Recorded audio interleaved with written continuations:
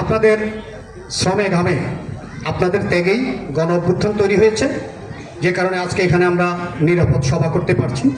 আসার পথে কেউ মোবাইল চেক করেনি, নানাবিধ কোনো সমস্যা হয়নি। তো এটা তো আসলে আপনাদের ত্যাগের জন্যই হয়েছে। আজকে আমাদের বিরুদ্ধে একটা ষড়যন্ত্র আছে, এই ষড়যন্ত্রটা আমাদের মোকাবিলা করতে হবে।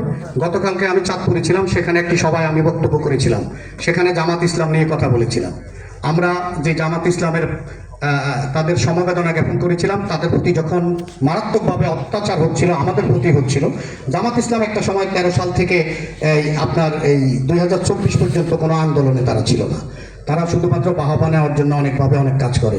এই জামাত ইসলাম 71 সালে যুদ্ধ অপরাধ হিসাবে আজ পর্যন্ত কোথাও তারা অনুশোচনা করেনি। তেমনিভাবে 24শে 5ই আগস্টের পরে আওয়ামী লীগ যেই পর্যায়ে চলে গেছে, আওয়ামী লীগও কোনোভাবে এখন পর্যন্ত কোনো অনুশোচনা করছে না। ওই আওয়ামী লীগ আর জামাতের সাথে যদি মিলিয়ে দেখি, তাদের চরিত্র এক এবং অভিন্ন। এবং এই জামাতের প্রতি যখন অত্যাচার হচ্ছিল, তখন আমরা তাদের পাশে দাঁড়াবার চেষ্টা করেছিলাম।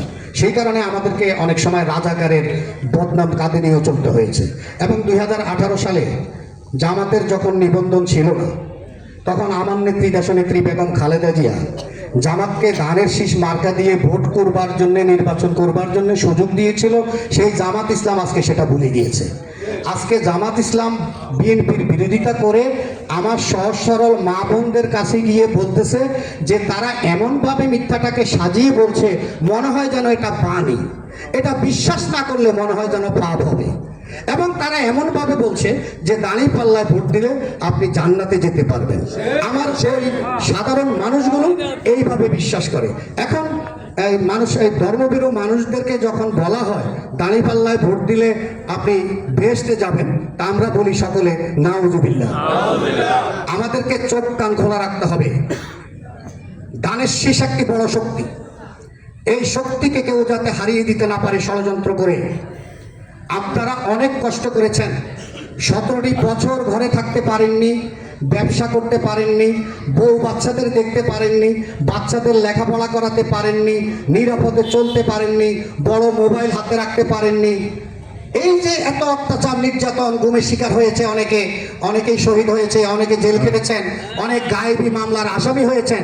সবকিছু মিলে এই ইতিহাসটা যদি মনে রাখেন, তাহলে ষড়যন্ত্র মোকাবেলার ক্ষেত্রে আপনাদেরকে কেউ পরামর্শ দিতে হবে না। আপনি আপনার মতো করেই আজকের এই ষড়যন্ত্র মোকাবেলা করবেন এবং ধানের শীষকে জয়লাভ করার জন্য যা যা করণীয় সবকিছু আপনি করবেন, আপনার স্বার্থেই করবেন। বাংলাদেশকে নিরাপদ রাখার জন্য, আমাদের বিএনপিকে নিরাপদ রাখার জন্য, আপনাকে নিরাপদ রাখার জন্য আপনারা সেই ভূমিকা পালন করবেন, এই প্রত্যাশা আপনাদের প্রতি রেখে আমি আমার বক্তব্য শেষ করছি। সবাই ভালো থাকবেন। আসসালামু আলাইকুম।